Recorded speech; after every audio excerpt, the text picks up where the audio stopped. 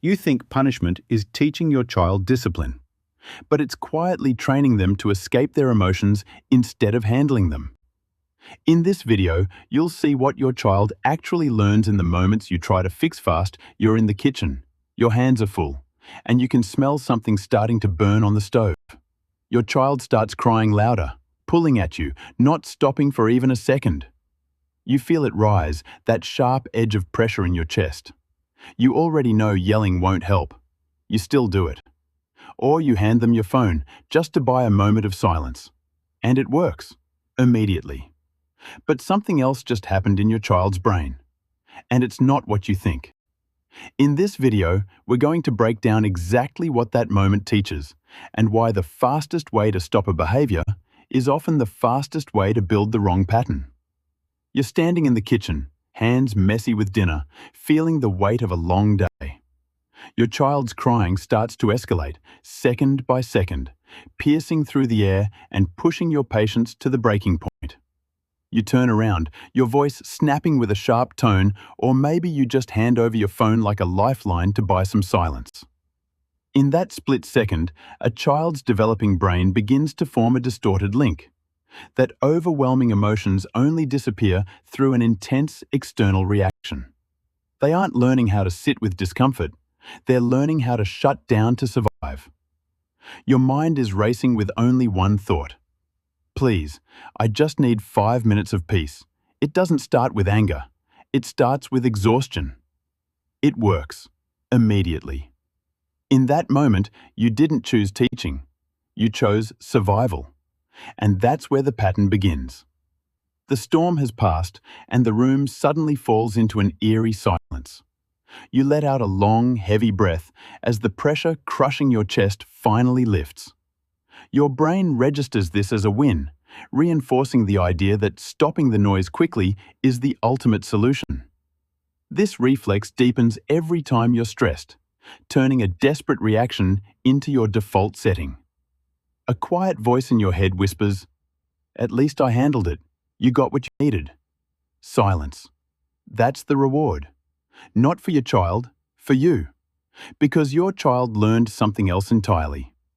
When your child is drowning in a meltdown, you shut it down with a shout, a punishment, or a quick distraction. In that moment, the learning window in their brain slams shut as the amygdala takes over in full survival mode.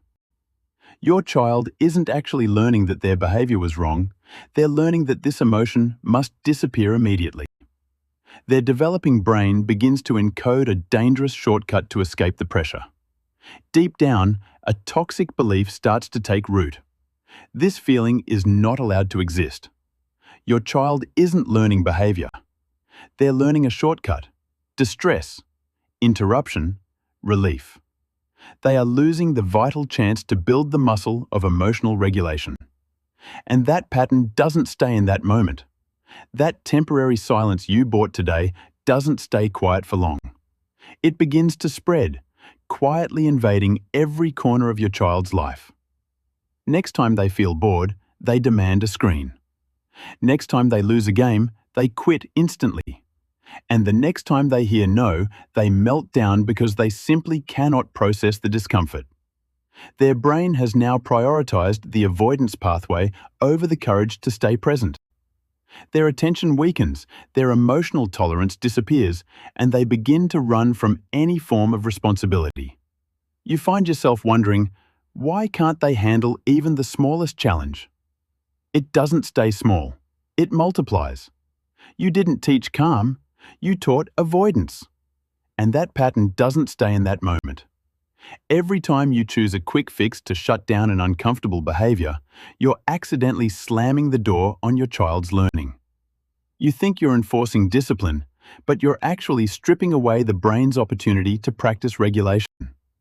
The result is a child who grows up with a single instinct: avoiding feelings, avoiding problems, and avoiding responsibility.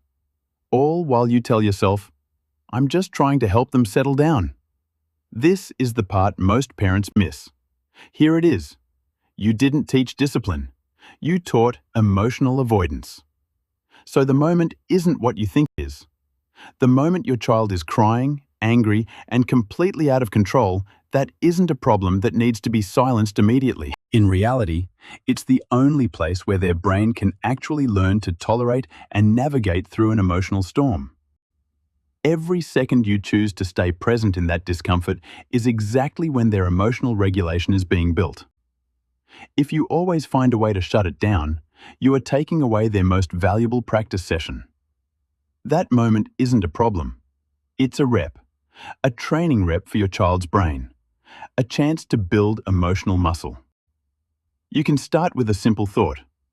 What if I don't stop this right now? And you don't need to do it perfectly. This change doesn't require you to be perfect in every single moment. It's just those few times where you hold back from handing over the phone, or the rare moments when you choose not to snap when the screaming starts. Each time you do, their brain begins to learn how to tolerate the discomfort instead of looking for an immediate escape. You don't need to say much. You just need to give them the space to let the storm pass on its own. Not every time, just sometimes. That's how it starts. Because what they learn isn't in the big lessons. It was never about stopping the behavior. It was about what your child learns in the moment you stop it. Reactive parents end the noise. Aware parents watch what the moment is teaching. The moment you rush to silence is the moment their brain is trying to learn. What's one moment you usually fix fast that you might pause in next time? Let me know in the comments. If this helped you see your daily moments differently, stay with me for more. Because it's not the big lessons shaping your child. It's the small ones you almost don't notice.